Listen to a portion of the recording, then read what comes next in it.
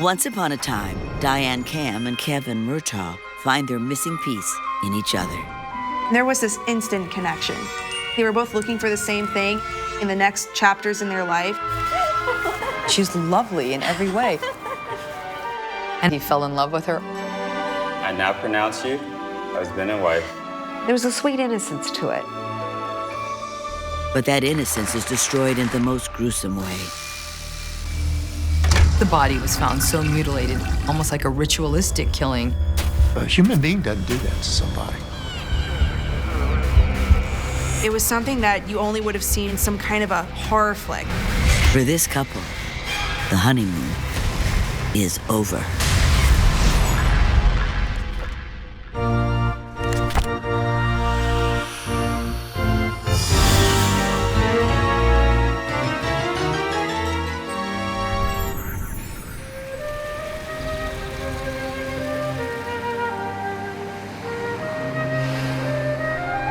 In Fort Thomas, Kentucky, in a lovely stone church, Diane Cam is almost ready, fussed over by her adoptive mom and teenage sister.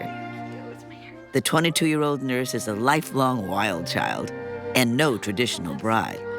She didn't wear white. Yellow was her favorite color. And she wanted to wear yellow, and she wanted daisies in her bouquet. She wore yellow, the color of sunshine. This was a happy flower child who wanted to show her happiness in her wedding dress. It's a dress she's had for a while, so that's the old. She dons new pearl earrings, a borrowed pearl necklace, and a blue garter. Oh, no, you don't. As she walks down the aisle, she locks eyes with her man, 24-year-old restaurant worker Kevin Murtaugh. Like every bride, she wants to see that how beautiful you look face from the groom. And there it is. It was just a look of love. Here comes my beautiful bride. Here she comes. She's looking up at him and going, wow, I'm actually going to do this. I'm actually marrying this man that I love. They've only known each other 3 months, but their connection is both a deep and a healing one. Each was an orphan, adopted by couples who eventually divorced. They've known years of loss and loneliness. Feeling a sense of rejection, abandonment, may really have driven them to a sense of strong, solid commitment to each other. Kevin, will you please place the ring on Diane's left finger? After feeling lost for most of his life, Kevin has finally found a home with Diane. Together they will create the perfect family they both desperately crave. Her wearing the yellow dress was just perfect because it was sunshine. There was a sweet innocence to it. The only thing missing was the rainbow going over the church.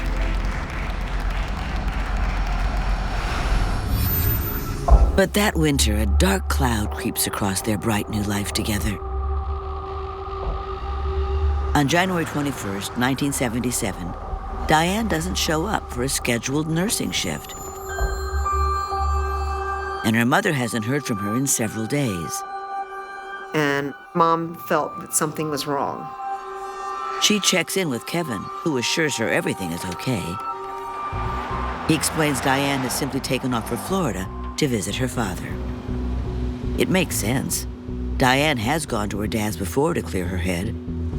She made a similar trip just a month earlier.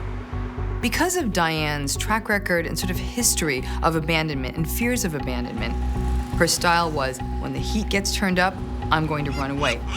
Her teenage sister, Carrie, also thinks that's where Diane is.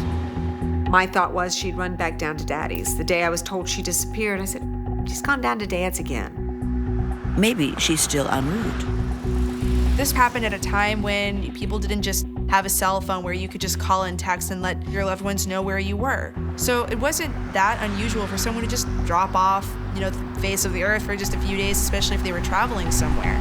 So for Kevin, it wasn't unusual that when Diane went to go see her father that he didn't hear from her for a few days. But after 5 days, Diane's mother can't shake the feeling that something is terribly wrong. Mothers have an uncanny instinct with their kids. Whether it's a birth mother or an adoptive mother, a mother knows when something's gone wrong with her child.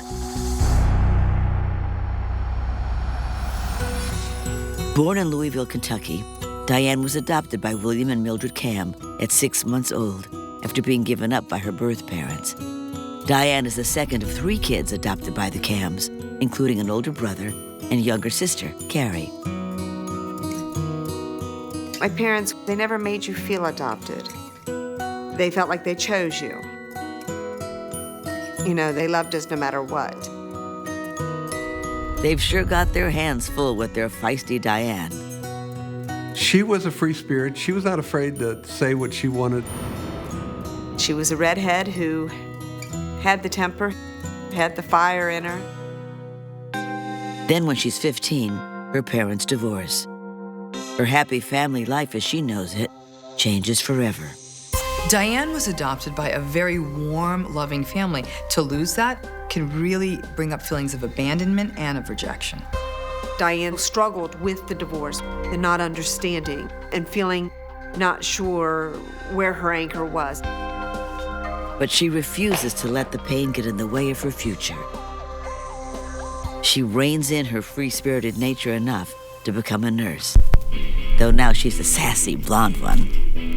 Even though Diane fit pretty well in with the hippie subculture, peace and love were her mantras, she also wanted to have some kind of maturity with herself, some kind of structure and stability with it. She longs for a man with whom she can have a loving family. She was looking for that magical life. She needed her vinyl records and she needed a stereo. And just somebody to love. Almost 4,000 miles away in Ireland, Kevin Murtaugh is also abandoned as an infant. His birth parents leave him bundled on the doorstep of a convent. At age 4, an American couple adopts him and whisks him off to the Chicago suburbs. But a few years later, Kevin's world is rocked just like Diane's, when his adoptive parents reveal they too are ending their marriage. This had to have brought up some pretty strong feelings for him. This sense of, here we go again, I'm being abandoned again. He struggled with not understanding what life was tossing at them when the parents divorced.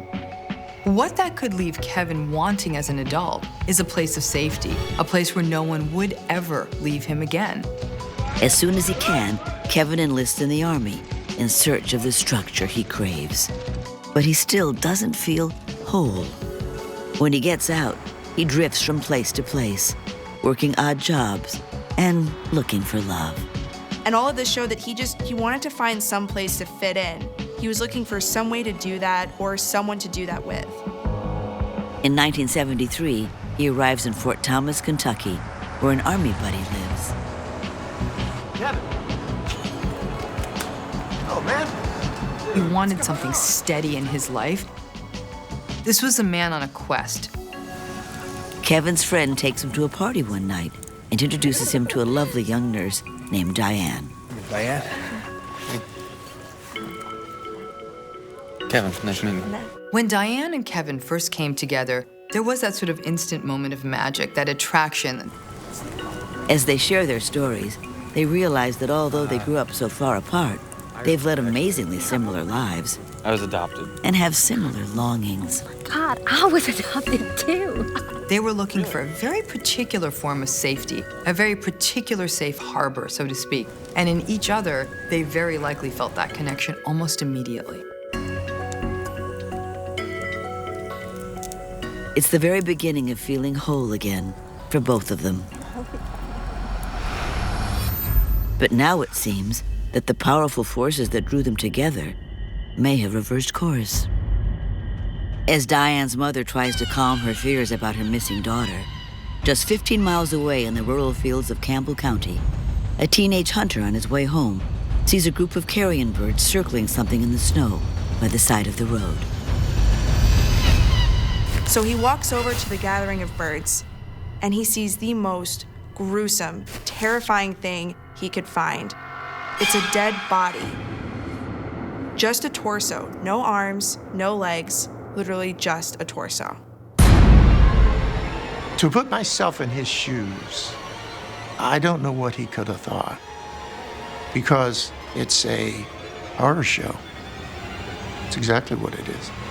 He runs home to tell his mother, who immediately dials 911.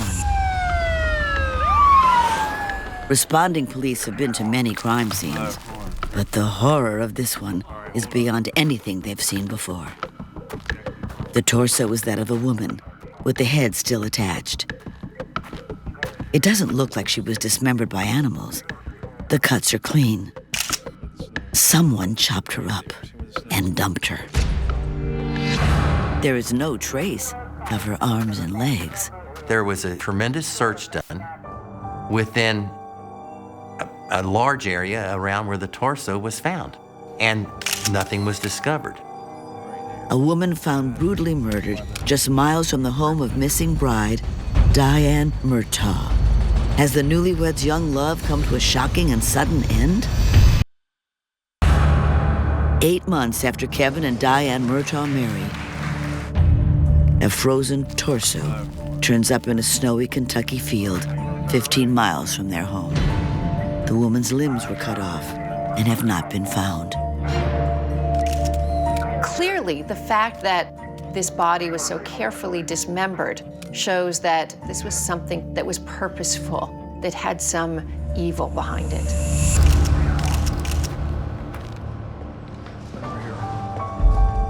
The remains are sent to the morgue.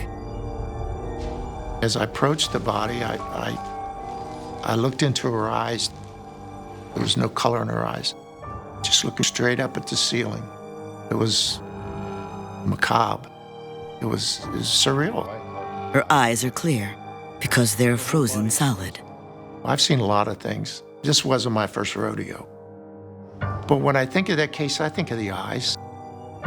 Haunting, just haunting.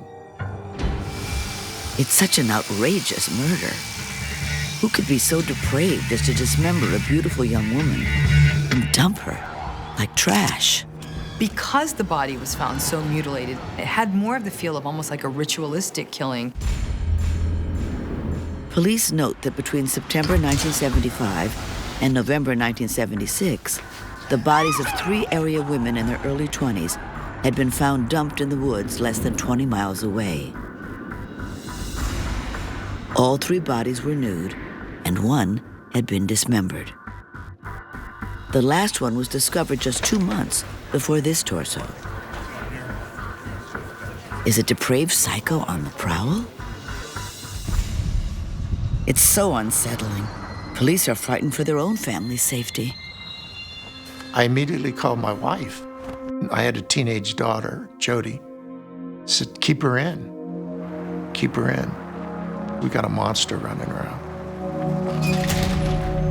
A full autopsy will have to wait until the remains thaw overnight.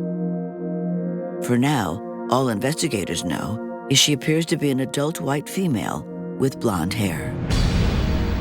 They begin checking missing persons reports to see if they can find a match. Just a year earlier, Diane is sure she's found her match. She's giddy with new love as she introduces Kevin to her family. She was just ecstatic to have this nice-looking young man who had been in the Army. They share the experience of being abandoned by their birth parents, and yet their personalities are so different.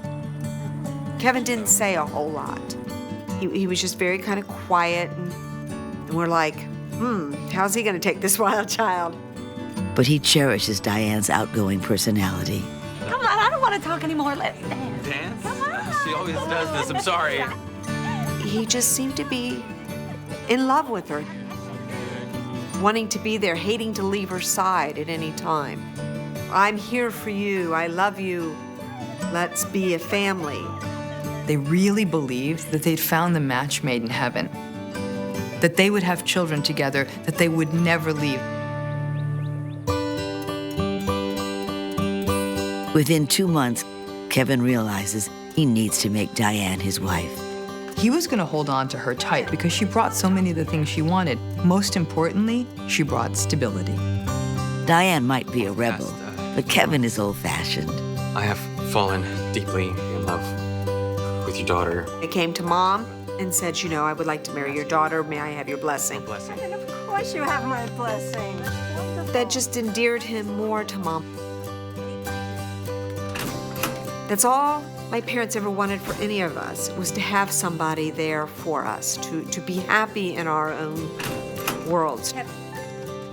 Not only does Mom give her blessing, Use this to propose to Diane. she gives her her old engagement ring. Thank you. Thank you so much. With her family's permission, Kevin surprises Diane. There's something I need to, ask you.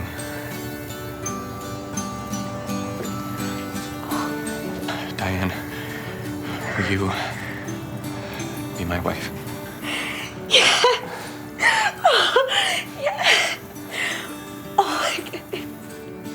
She can't wait to tell the world the news. Yes. Oh, yeah. She comes running into the house after he gave her, proposed and gave her the ring, gushing, holding the hand out and letting everybody see that she was engaged. I'm sure she felt thrilled. This was a moment in her life where everything was going to be okay. He chose me. He loves me. We're going to be together forever and ever. But now, it appears forever may not have lasted as long as she'd hoped. 12 hours after being discovered, the remains thaw enough for an autopsy. The medical examiner confirms the limbs were cut off with a combination of a knife and some other sort of blade post-mortem. Broken bones in her neck suggest the killer choked the life out of her. Strangling somebody is no easy task. You have to completely overpower them while you watch the life drain out of them. The medical examiner believes she was dead for at least 2 days before being found, but can't pinpoint an exact time of death. The day after the gruesome find, police release details of the shocking crime, hoping someone will know the victim. An icy fear grips the community. It's probably the most vicious crime to occur in Fort Thomas. We had never had that occur in town. It was just such a quiet place. It was something that you only would have seen in some kind of a horror flick. Everyone wondered who would have done this and if there was a serial killer on the loose in their town. People were just going crazy, and everybody was frightened. Lock your doors. As word spreads, police find a new witness who spotted a very distinct car near the dump site. They'd seen a yellow VW Bug out in that area, the place, and around the time that the body was discovered. But the witness didn't see the driver. Seeking more clues, investigators set up a tip line. Many worried callers believe the mystery woman could be their missing loved one. One of those callers is Mildred Cam. She hasn't heard from her daughter Diane in almost a week. Police hotline. My name is Mildred Cam, and I'm calling about the woman's body that was found in the field. Tip line operators take down the details and ask Detective Heddeberg to check it out. He goes to the address left by Diane's mother. He's expecting to speak with Mildred, but a man answers the door. Can I help you? And I said, well, I must have the wrong apartment. So I'm looking for Mildred Cam. And he said, that's my mother-in-law. And I said, well, the lady who's calling us told us that her daughter is missing. That would be your wife. Is that right? Kevin explains Diane isn't missing at all. She's just driven down to Florida to stay with her father for a few days.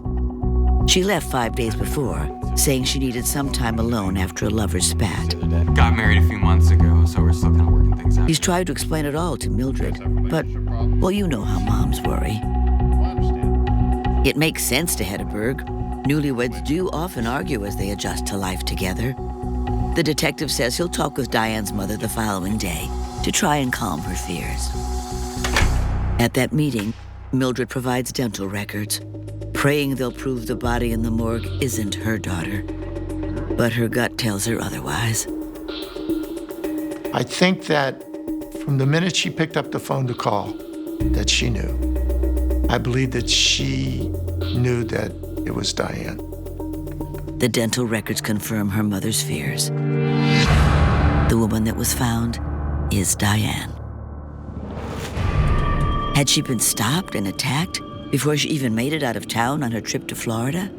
They started to think, okay, maybe we should look into released felons. Let's look into possible truckers that have been coming through the area. I mean, this was a big field by a big road. It could have been that on her way to see her father, someone had stopped her.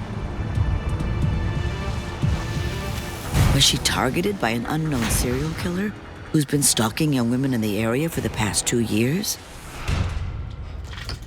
If so, how long will it be before another young woman falls prey to this cold-hearted murderer? We really didn't know what we were dealing with. It was just a horrible, horrific situation. Just 8 short months after Diane and Kevin Murtaugh become the loving family they'd always dreamed of, Diane is murdered, dismembered and dumped in a field. Now police have to break the terrible news to her family. I can still see everything so clearly. No, it's my uncle standing at the door with 2 strange men Kevin, I get some bad news. to tell us that this body they have found is my sister. No. You're lying. No. And I think he's lying. There's just no way. I can't imagine the pain of a mother to lose her adult daughter. This is a baby she rocked in the cradle. This is a toddler she took to preschool, who she helped with her homework. For the new groom, it's too painful to accept. You just heard him sob, saying it couldn't be her, it can't be her. All you heard was just sobbing. How can he even process this horrible news? He had lost this woman whom he'd had this whirlwind courtship with, this marriage, this new start in life. After the body was identified, Kevin dropped out of sight. He was in seclusion. He's always been so quiet. So maybe this is how he needs to grieve. Everyone was in just such shock, that such a bad thing could happen to Diane. Loved ones tell police Diane drives a yellow VW Bug, the same type of car witnesses saw near where her body was dumped. Investigators cast a wide net to try to catch her killer. We contacted every law enforcement agency in the area. Who do you have that you've arrested that's committed violent crime towards women, cutting crimes? Who have you got that is crazy enough to do something like this? So we're making these lists, because we knew that we're going to have to check out a lot of people. Somehow they must find whoever so violently ripped Diane away from her loved ones. Just as she was beginning the stable relationship she'd waited her whole life for. Now that she and Kevin are engaged, the loneliness is finally gone. And it was just amazing, the difference in her. It was that puppy love, how you always want to be at that person's side and hold on to him, and her eyes sparkled because she was so happy. I can't say he had the same glow as Diane, but men don't really glow when they're in love. They become kind of goofy and silly. He would bring her like a flower or come home with little trinkets. Love is the best drug, isn't it? It makes hormones like oxytocin, the female bonding hormone, come up. It really stimulates the pleasure centers of your brain, just like a drug. Diane is all aglow, planning the happiest day of her life. The easy breezy bride wants it small and simple, and not in a traditional setting. Emily, this is the perfect place for that dream wedding to come true. Mama, I don't really want to get married in a church. I want to get married outside. Her mom would like to have it at the family's church in town. My parents were married in the church back in 1942. Everybody in the family had, been either baptized or married or confirmed in that church. I think if they could have done it barefoot and out in a field somewhere, she'd have been even happier, but she gave in a little bit to having it done in a church just to satisfy my parents, I think, more so than anything. What matters most to Diane is the love surrounding the couple. Friends and family sharing their joy. Just do this big mom. Fine, we'll get married in a church. Kevin has lost touch with his adoptive parents. Diane is his family now, and they share the same friends. So keeping the wedding small is no problem.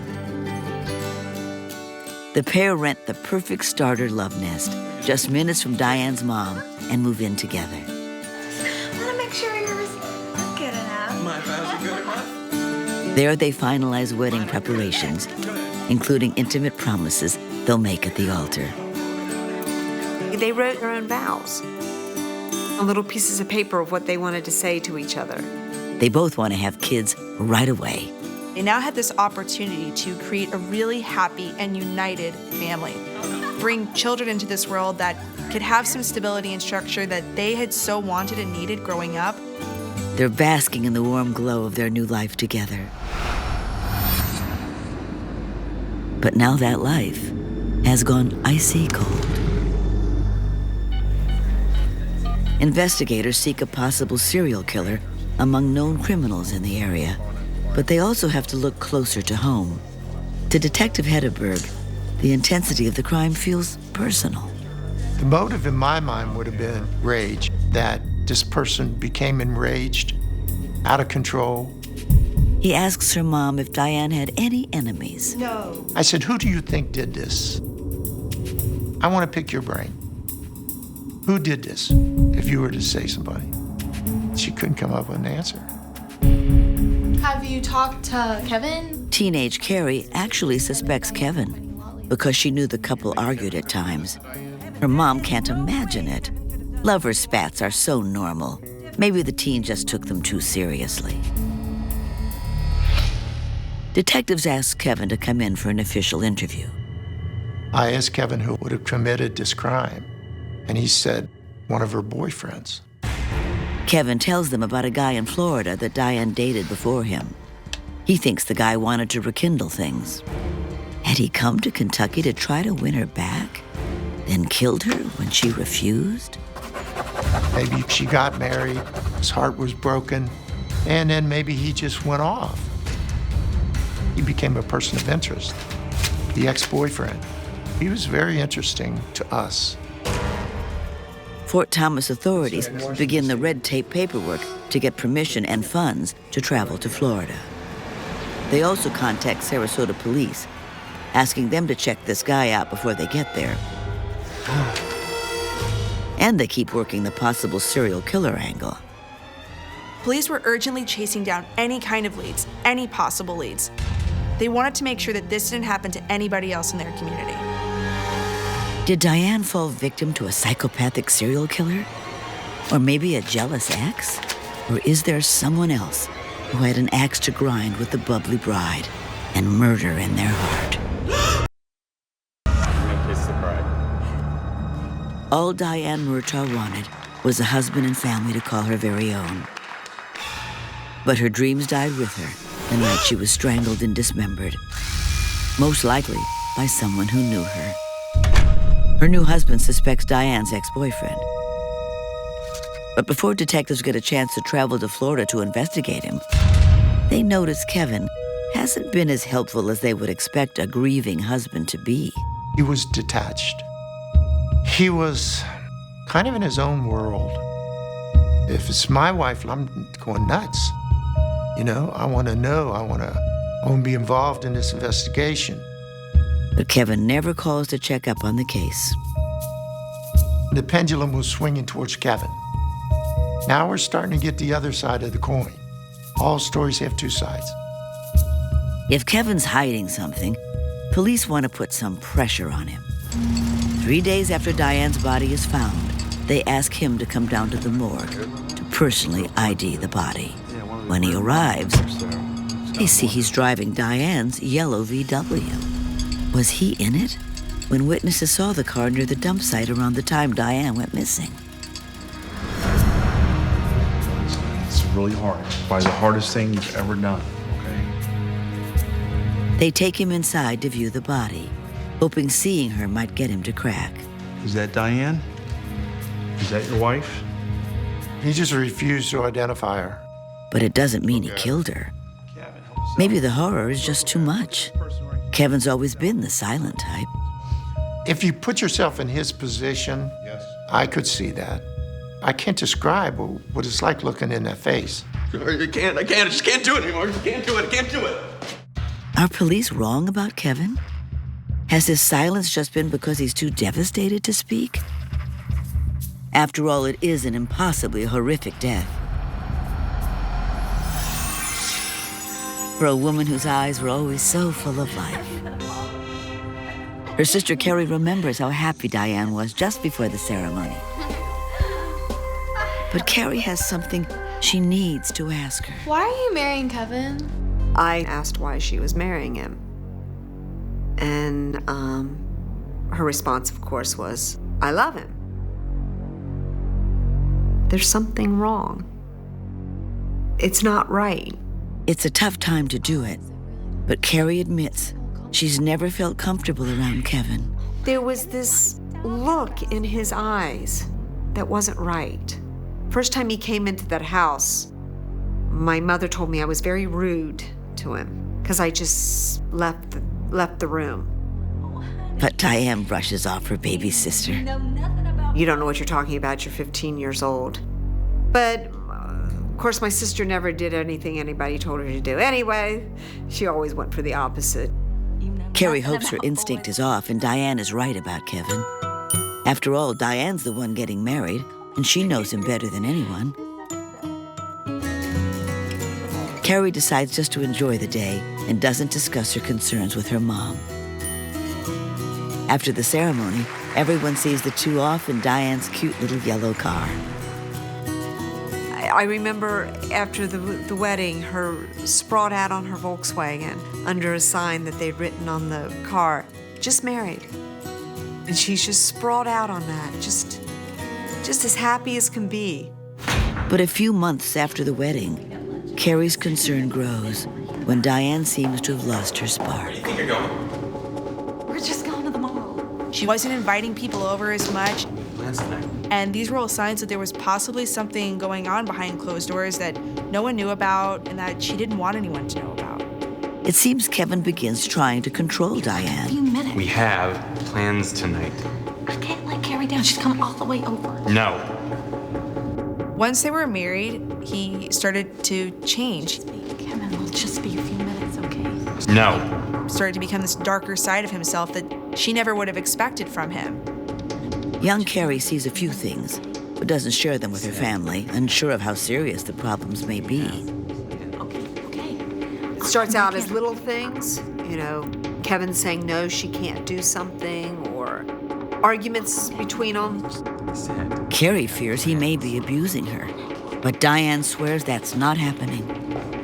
And I remember looking at her and just wanting to just shake her and have her stay home. I'm really sorry, honey. He's just really tired, and we do have plans, okay? But Diane doesn't listen to her little sister and stays with Kevin. Diane was not going to let this relationship fail. This was the story of somebody who had struggled with issues of rejection and abandonment. This was not going to go wrong. Then, 6 months into the marriage, Diane does decide it's time for a break. After another argument, she goes to visit her dad in Florida for a month to reassess the direction her life is going. It probably went through her mind that I make a mistake and how am I going to save face and what am I going to do to get out of this mess. Had she secretly decided to leave Kevin, not telling her family? Just weeks after her return from that trip, Diane turns up murdered. Now investigators are wondering if Kevin was lying when he told them Diane had left to go back to Florida. But if he was involved in her death, he left no good evidence, and no one saw anything. Then a tip comes in that breaks the case wide open from none other than Kevin's best man. He told me this story. Lots of fighting. Things were rocky, real rocky. She's seeing some guy in Sarasota. Is there soda? Kevin actually said she had a boyfriend, and that Kevin had said, I want to kill him. Kill who? Both of them? Now police finally have a witness pointing directly to a suspect.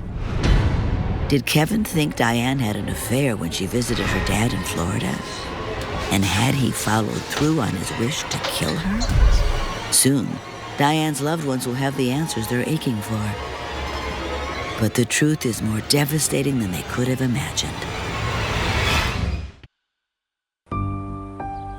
4 days after Diane Murtaugh's partial remains are found, family and friends gather at the same church where Diane and Kevin married just 8 months before to remember the slain bride. Police now believe the new groom is the killer. If it's true, he's putting on quite the show at the funeral.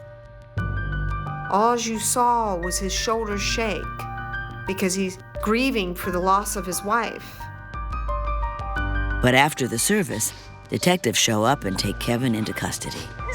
Mom's falling apart up in the front. Dad is standing over her coffin. And then I turn around and I watch them take Kevin out of the chapel. Diane's parents are utterly shocked. They never once suspected him. if they had suspicions, they hadn't said them before. When we put him in the back of that car, it was a bombshell to them. With no direct evidence, detectives need to get Kevin to confess to the murder. But Kevin dodges questions regarding his dead wife over and over and over. Then, after 7 hours of relentless questioning, he finally cracks. She was taking pills. But he swears he didn't murder her. He claims that that night he fell asleep alone and then woke to a horrible nightmare. She was dead in the tub. He says he found Diane in the bathtub, dead from an overdose. Kevin says it was an intentional suicide, but her family knows that's impossible. She wanted to live. She didn't want to die. She wanted to just get out of this relationship and move on. I was there afterwards. I came in, I found her. I didn't... Kevin says he didn't want her family to know about the suicide. His plan to cover it up? Strangle and dismember her to make it look like a murder. It's such an obvious and bizarre lie. Even at the end, he was trying to look like a good guy. How preposterous, telling her family, I was trying to save you from the knowledge that she was a drug user and that she'd actually killed herself. So I made it look like a horrific, vicious murder and tore her apart. That must have made you feel better, right? Now police have enough evidence to charge Kevin Murtaugh with the murder of his wife. But they need to find the rest of her remains. The point that I made was, Kevin, you've already said you did what you did. Please don't allow that girl to be buried without her limbs. Please tell us where you took the arms and legs. Yes. He finally told the detectives that he would take them to the location where he had gotten rid of the limbs that he had severed from the body. In another remote location, police recover the rest of Diane's remains. Point the body out. The rest of my wife should be over there. It's that way. Right over there. Okay, come on, guys. Let's see what we can find. When Diane's parents hear about the confession details, they are stunned and horrified by the extent of Kevin's evil. As a family in that instance, the relief is that, yes, he's caught, but it's like, how did we not really see this? How did we not know he was this much of a monster? At trial, prosecutors argue it was no accidental overdose death and cover-up. They believed Kevin realized Diane was planning to leave him because of his controlling ways, and that drove him over the edge. If anything was going to bring up Kevin's old issues of abandonment and rejection, this was it. So when this happened, it's very likely that Kevin, who was exerting a lot of control in the relationship and was also operating from a place of fear, this is where Kevin ran the risk of becoming downright dangerous. Toxicology reports show Diane did have sedatives in her body, but only enough to knock her out. Prosecutors believe Kevin slipped them into her drink to weaken her. And then he got on top of her and strangled the life out of her. At the time the rope was put around the victim's neck, she was alive. If she had been dead at the time that the rope was put around her neck, there would have been no bruising. Then, the man who had vowed to protect her took the time to cut off her limbs, using first a kitchen knife, then an electric carving knife. He was enjoying it. He liked it. Gave him that power that he needed to feed his ego. That's why he did it. He then loaded her into a yellow Volkswagen and dumped the remains in 2 separate fields. It goes just beyond a crime of passion. And the fact is, by removing her legs and removing her arms, not only could she never walk away from him, she'd never be able to hold anyone again. On October 15th, 1978, the jury convicts Kevin Murtaugh of murder and sentences him to life in prison. The family still struggles to understand why. He could have walked away, and none of this would have ever happened. She would be living, she would be out there having children, playing with them, watching them grow up. For Kevin to do this to someone that he had made an oath to someone that he nested with and loved and had met the family, for him to do this, it was more horrible and tragic than anyone could have ever imagined. Diane's sister Carrie continues to testify at Kevin's parole hearings, determined to keep him locked up. Yes, it hurts. Yes, it's scary. But you know what? At the end of the day, I can look in a mirror and say, I fought. That's all that matters. She will always be that beautiful, vibrant, sunshine woman that she was. No matter what, Kevin will never take that away from me. She was my big sister. She was my sunshine. Even through the roughest times, she's always my light, always my beacon, and always will be.